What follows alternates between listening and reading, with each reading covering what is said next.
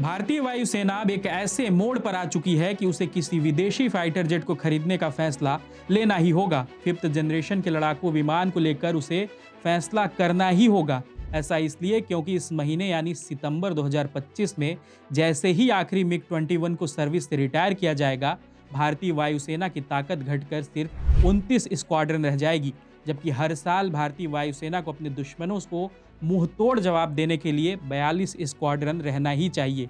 इसके अलावा आने वाले चंद सालों में जगुआर, मिराज 2000 और मिग 21 जैसे लड़ाकू विमानों को भी रिटायर करना होगा। फिर दिक्कतें और ज़्यादा बढ़ जाएंगी। इन तीनों विमानों के सर्विस से बाहर होने के बाद भारतीय वायुसेना का सारा भार सुखोई 30 MKI, LCA तेजस और राफेल फाइटर जेट के 2 स्क्वाड्रन पर आ जाएगा। लेकिन ये सभी लड़ाकू विमान 4.5 जनरेशन के हैं, जबकि दुनिया के कुछ देशों के पास अब 5th जनरेशन के लड़ाकू विमान हैं, जिनमें हमारा पड़ोसी देश चीन भी शामिल है।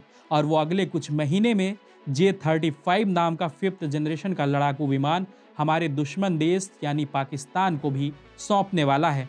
जबकि दुनिया के कुछ देशों ने 6ठी पीढ़ी के लड़ाकू विमानों का भी निर्माण शुरू कर दिया है, जिसमें एक देश चीन भी है। भारत का स्वदेशी 5th generation fighter jet project AMCA अभी शुरुआती चरणों में है और 2032-33 से पहले इसके सर्विस में आने की संभावना नहीं है। ऐसे में तत्काल चुनौती यह है कि भारत अमेरिकी F-35 खरीदे, रूस से सुखोई 57E खरीदे या फ्रांसीसी राफेल की ही संख्या बढ़ाई जाए। जबकि चीन पहले ही 2 प्रकार के 5th generation stealth fighter jet J-20 और J-35 को ऑपरेट कर रहा है और पाकिस्तान को J-35 सौंपने वाला है। इसके अलावा तुर्की ने भी इस्लामाबाद को अपना नया KAAN फाइटर ऑफर किया है।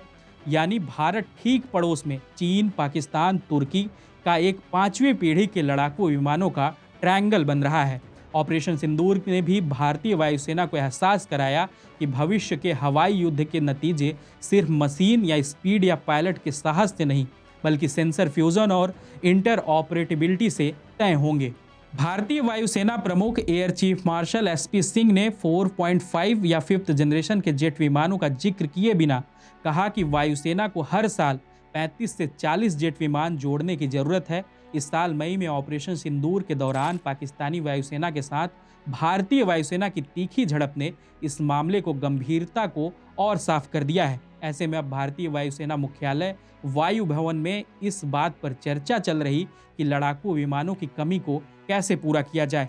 जहां ज़्यादातर विशेषज्ञ चीन, पाकिस्तान के खतरे से निपटने के लिए 5वीं पीढ़ी के लड़ाकू विमानों की खरीदने की तरफ ज़्यादा बात कर रहे हैं, जबकि अधिकारियों का एक समूह ऐसा भी है जो राफेल लड़ाकू विमानों की ही संख्या बढ़ाने की वकालत कर रहा है। जुलाई में भारत के रक्षा सचिव RK सिंह ने कहा था कि भारत मित्र देशों से 5th जनरेशन के लड़ाकू विमान खरीदने के विकल्प पर विचार कर रहा है। और दूसरी तरफ RK सिंह की अध्यक्षता में भारतीय वायुसेना की क्षमता बढ़ाने के लिए एक अधिकार प्राप्त समिति ने प्रमुख क्षेत्रों की पहचान की थी और मार्च में केंद्रीय रक्षा मंत्री राजनाथ सिंह को रिपोर्ट सौंपी थी। इंडिया टुडे के सूत्रों के हवाले से बताया गया कि ऑपरेशन सिंदूर के बाद भारतीय वायुसेना इस निष्कर्ष पर पहुंची कि राफेल से मिले निर्णायक बढ़त के बावजूद हर एंगल पर सेंसर फ्यूजन हासिल करना जरूरी है, जो मॉडर्न वॉरफेयर की पहचान है। क्योंकि वायुसेना के जेट विमानों के अलग अलग बेड़ों में मानकीकृत डेटा लिंक की कमी थी। पूर्व एयर मार्शल अनिल चोपड़ा ने इंडिया टुडे की एक रिपोर्ट में कहा था कि यह कठिन चुनाव है। ट्रंप शासन में अमेरिकी अप्रत्याशित हैं। वे पश्चिम एशिया में अपने ठिकानों पर खड़े F-16 या F-15E जैसे 4थी पीढ़ी के जेट विमानों को बेचने के लिए जोर लगा रहे हैं, बजाय इसके कि वे F-35 की पेशकश करें।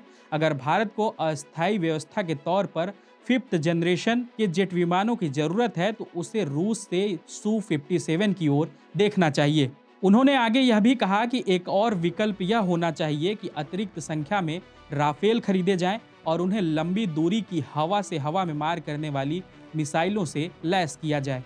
बता दें F-35 की कीमत प्रति यूनिट करीब $100 मिलियन है, यानी 856 करोड़ रुपए हैं, जबकि सुखोई 57E करीब $65 मिलियन है, जो कि 562 करोड़ रुपए में आता है। यदि भारत में इसका प्रोडक्शन होता है तो सुखोई 57 की प्रति यूनिट की लागत कम होकर 60 से $75 मिलियन तक रह सकती है। लेकिन कीमत ही एकमात्र फैक्टर नहीं है। अमेरिकी विमान महंगे हैं, लेकिन लंबे समय में उनकी मेंटेनेंस बेहतर मानी जाती है। इसके उलट रूसी प्लेटफॉर्म सस्ते होते हैं, लेकिन उनकी जिंदगी कम होती है। इसके अलावा अमेरिकी अपने फोर्स को दिए गए F-35 के मुकाबले भारत को डिग्रेडेड एक्सपोर्ट वेरिएंट दे सकता है, जो घाटे का सौदा होगा। दूसरी तरफ फ्रांस अतिरिक्त राफेल बेचने को तैयार है, लेकिन वह सोर्स कोड नहीं देगा, जिसे भारत अपनी ज़रूरतों के हिसाब से हथियार इंटीग्रेशन या अपग्रेडेशन नहीं कर पाएगा। ऑपरेशन सिंदूर में इसी के कारण सेंसर फ्यूजन की गंभीर समस्या सामने आई थी। फिलहाल इस खबर में इतना ही। वीडियो पसंद आई तो हमें कमेंट करके जरूर बताएं। इस वीडियो को हमारे साथी सुशील रिकॉर्ड कर रहे हैं। मैं हूं सौरभ और आप देखते रहिए JHS न्यूज़।